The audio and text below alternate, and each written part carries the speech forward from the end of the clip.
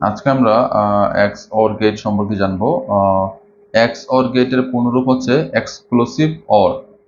ঠিক আছে, যে ডিজিটাল ইলেকট্রনিক্স সার্কিটে দুই বা ততোধিক ইনপুটের মধ্য দিয়ে বেজোড় সংখ্যক ওয়ান ইনপুটের জন্য আউটপুট ওয়ান হয় এবং জোড় সংখ্যক ওয়ান ইনপুটের জন্য আউটপুট জিরো হয়, তাকে এক্স অর গেট বলে। আমরা যদি দেখি এখানে এ ইনপুট বি ইনপুট এর আউটপুট এক্স, এই যে এটা দিয়ে এক্স অর এর এটা হচ্ছে সিম্বল। অর প্লাস মানে হচ্ছে অর, অরের উপরে এভাবে একটা রাউন্ড দিলে এটা এক্স অর কে ইন্ডিকেট করে। এ এক্স অর বি, এটা হচ্ছে এক্স অর এর সিম্বল, বুলিয়ান এক্সপ্রেশন হচ্ছে এটা এ এক্স অর বি। আমরা যদি ট্রুথ টেবিলটা দেখি, যখন দুইটাই বিজোড় সংখ্যকের জন্য আউটপুটে ওয়ান আসবে, এই যে 0 1 1 1 0 1, আর বাকি দুইটাতে জোড় সংখ্যকের জন্য আউটপুটে 0 আসবে। আমরা যদি সার্কিটটা লক্ষ্য করি তাহলে আমরা যদি এ বি দুইটাতে 0 দেই তাহলে আউটপুটে 0 আসছে।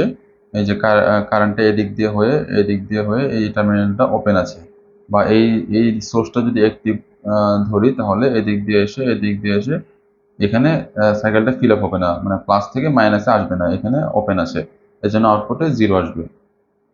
আমরা যদি এখানে 0 1 দেই সেক্ষেত্রে আউটপুটে 1 আসবে।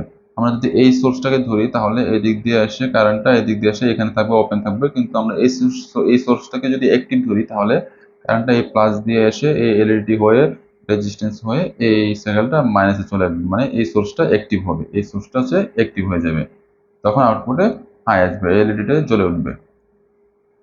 আমরা যদি এই কন্ডিশনটা দেখি তাহলে আমরা যদি 1 0 দিই তাহলে সেম হবে, এই সোর্সটা অ্যাক্টিভ থাকবে, প্লাস থেকে এভাবে এলইডি হয়ে রেজিস্ট্যান্স হয়ে এই মাইনাসে চলে আসবে এবং এলইডিতে জ্বলে উঠবে, আউটপুটে 1 আসবে। এই সোর্সটা ডিএক্টিভ থাকবে। আমরা যদি এই লাস্ট এক্সপ্রেশনটা দেখি তাহলে এখানে একটু দেখার বিষয় আছে, দুইটা সোর্স, দুইটাই যদি আমরা 1 1 দেই তাহলে আমরা যদি এখানে একটা কেভিএল করি তাহলে এই যে +5 থেকে +5, এটা এদিক দিয়ে এসে এই যে -5 5 ভোল্ট, এটা হচ্ছে -5 ইকুয়াল টু 0, তার মানে এই দুইটা সোর্স ভেনিশ হয়ে যাবে, দুইটা 0 হয়ে যাবে, এই জন্য আউটপুটে আমরা কোনো এলইডি জ্বলবে না, এই জন্য দুইটা যখন 1 1 দেবো তখন আউটপুটে 0 আসবে। চলুন এক্সঅর গেটের আইসির ইন্টারনাল পিন ডায়াগ্রাম দেখে নেই। এক্সঅর গেটের আইসি নাম্বার হচ্ছে 7486। নচ থেকে আমরা কাউন্টিং শুরু করব। 1 2 হচ্ছে ইনপুট, 3 আউটপুট, 4 5 ইনপুট, 6 আউটপুট, 7 হচ্ছে গ্রাউন্ড, 14 নম্বর ভিসিসি, 8 হচ্ছে আউটপুট, 9 10 ইনপুট, 12 আউটপুট, 11 আউটপুট, 12 13 হচ্ছে ইনপুট। এখন আমরা এক্সঅর গেটটি প্র্যাকটিক্যালি চেক করে দেখব। আমরা এক্সঅর গেটটি নিয়ে নিয়েছি। এক্সঅর গেটের আইসি নাম্বার হচ্ছে 7486। আমরা এটা আইসিটি বসিয়ে দিব এখানে। আমরা আইসিটি বসিয়ে দিয়েছি এবং এখন আমরা আইসিটিকে বাইসিং করব। বাইসিং এর জন্য আমরা 7 নম্বর পিনটাকে আমরা গ্রাউন্ডে দিয়ে দিচ্ছি এবং 14 নম্বর পিনটা ভিসিসি দিয়ে দিচ্ছি। 14 নম্বর পিনে আমরা ভিসিসি দিয়ে দিয়েছি। তো আমাদের বাইসিং কমপ্লিট। আমরা জানি এক্সঅর গেট হচ্ছে 1 নম্বর পিন ইনপুট, 1 2 হচ্ছে ইনপুট আর 3 হচ্ছে আউটপুট। আমরা 1 নম্বর পিন থেকে ইনপুট ডেটা সুইচ একটা ইউজ করতেছি এবং 2 নম্বর পিন থেকে আমরা আরেকটি ডেটা সুইচ ইউজ করব আমাদের সেকেন্ড ইনপুটের জন্য, এবং 3 নম্বর পিন থেকে আমাদের আউটপুট আসবে।